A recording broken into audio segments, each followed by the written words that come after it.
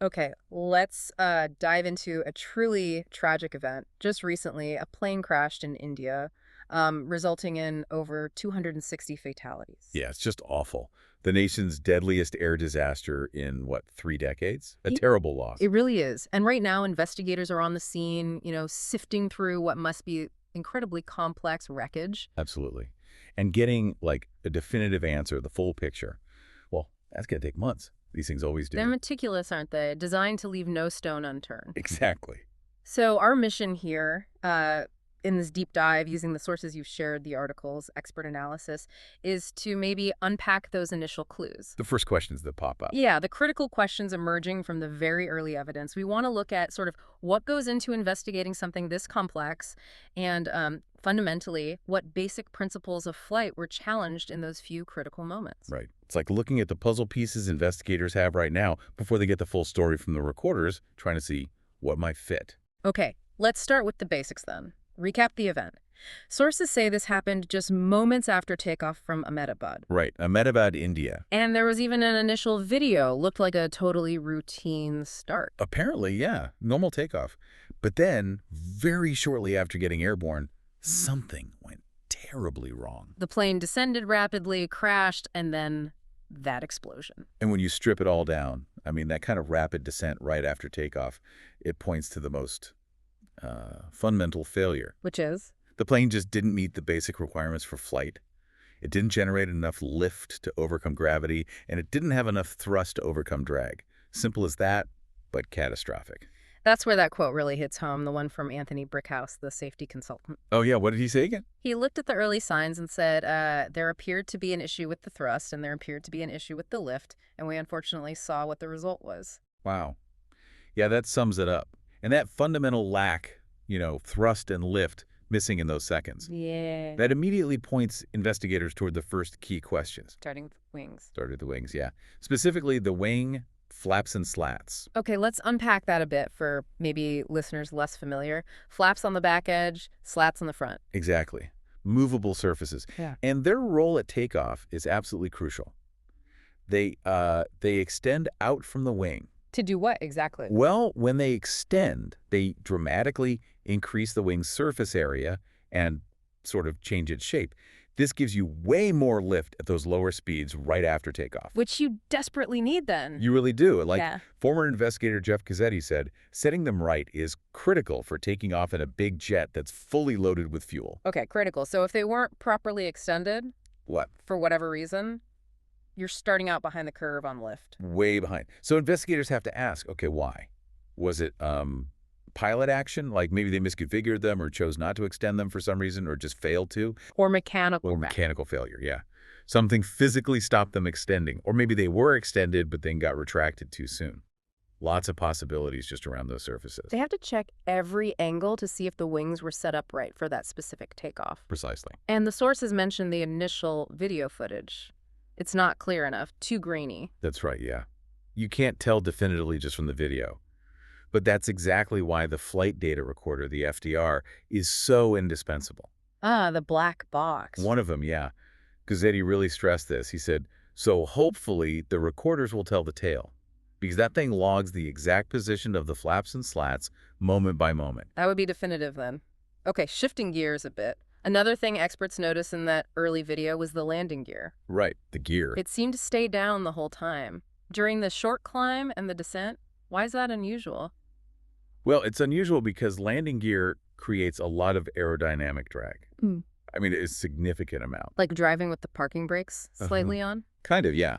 So normally, retracting the gear is one of the very first things pilots do once they're climbing positively. Gets rid of that drag, helps the plane climb better. So if it stayed down, what are the potential reasons? Experts like Sean Prechnicki, what did he suggest? Prechnicki laid out a couple of main ideas. One, sure, it could just be a mechanical problem. Something broke, gear wouldn't retract. Simple. Okay. But maybe more revealingly, he suggested the pilots might have just been completely swamped. Yeah. Preoccupied with some other more urgent problem. So busy they didn't even get to the gear. Exactly. Because, like he points out, the airplane will climb fine leaving the gear down. It's not ideal, but it'll fly. Right. But if something else was going catastrophically wrong, Prechnicki describes it like You have bells and alarms going off. There's all kinds of stuff happening. Yeah. Your attention is just pulled immediately to the biggest fire. So retracting the gear just falls way down the priority list, or off it completely. It could, yeah. So the gear staying down. Maybe it's less about the gear itself and more of a clue, a symptom, that the crew was battling something else, something more severe. That's a really critical distinction for investigators. Huge. And speaking of severe issues, that brings us straight to the engines. The things providing the thrust. Right, essential for flight. Investigators will be all over those. Absolutely scrutinizing their performance. Now, the initial videos, they're blurry, sources say, don't clearly show, like, the classic signs of engine failure, smoke, fire. Yeah, nothing obvious like a big plume of smoke. There was mention of a dust cloud, maybe? Could be engine-related, maybe wingtips kicking up dust. It's hard to say from the video. Okay, limited visual evidence there. But what's really striking, something Sean Krishnicki highlighted, planes can fly on one engine, right? Pilots train for that. Oh yeah, they trained excessively for it, as he put it. Commercial jets are designed to handle a single-engine failure just fine. But Krishnicki thinks this crash likely did not involve just a single-engine failure. Wait, really? Yeah, he raises the really, really concerning possibility that both engines malfunctioned. Both engines. Gone. Just moments after takeoff. That sounds dire. He calls it the absolute worst time for that to happen. If you lose both engines when you're only, several hundred feet off the ground, like the sources say? Yeah. Krishnicki explains there's no time, no altitude, no chance to really troubleshoot or react effectively. You're incredibly vulnerable right then. Wow. That's such a stark contrast to, say, the Miracle on the Hudson. Captain Sullenberger landed in the river after hitting birds, lost both engines. It really is. And Krishnicki actually used that comparison to highlight the difference. Sullenberger had some altitude, maybe a couple thousand feet, and crucially, a place to go, even if it was a river. Right. Near this crash site, though, the sources describe it as a residential area, a business area. No open fields. Exactly. As Krishnicki put it, they had no place to go either. There was no field to set it down gently.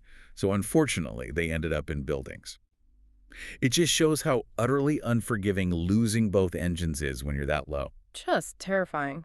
Given how bad that scenario is, what could cause both engines to fail? Even if, the sources are clear, there's no evidence yet for this specific crash. Well, the potential scenarios, purely speculative at this point, could be things like a massive bird strike affecting both engines simultaneously, or maybe hitting a large drone, or something internal, like inadvertently shutting off fuel to both engines, or maybe a really complex failure in the automated systems that manage thrust. So many possibilities. Oh, yeah.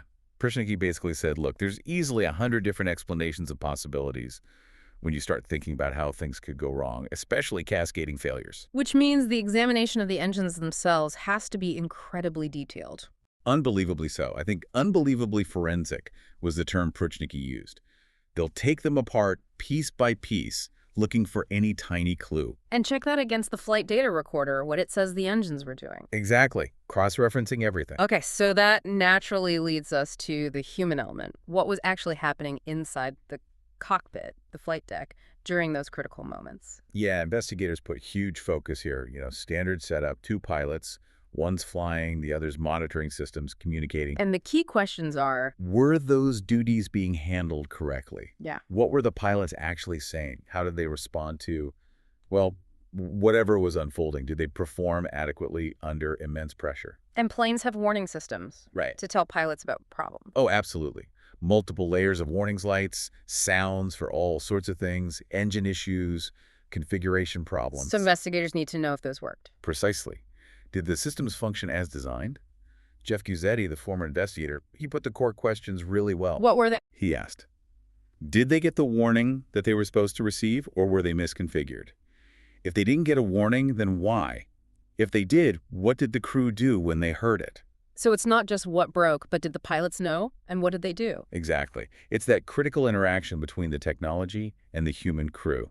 Understanding the human factors is vital. So beyond analyzing the video and expert theories, investigators are just gathering everything else. Everything. It's painstaking work, Yeah. Sifting through every piece of wreckage. Talking to people. Exactly. Witnesses, like maybe airport staff who saw or heard something.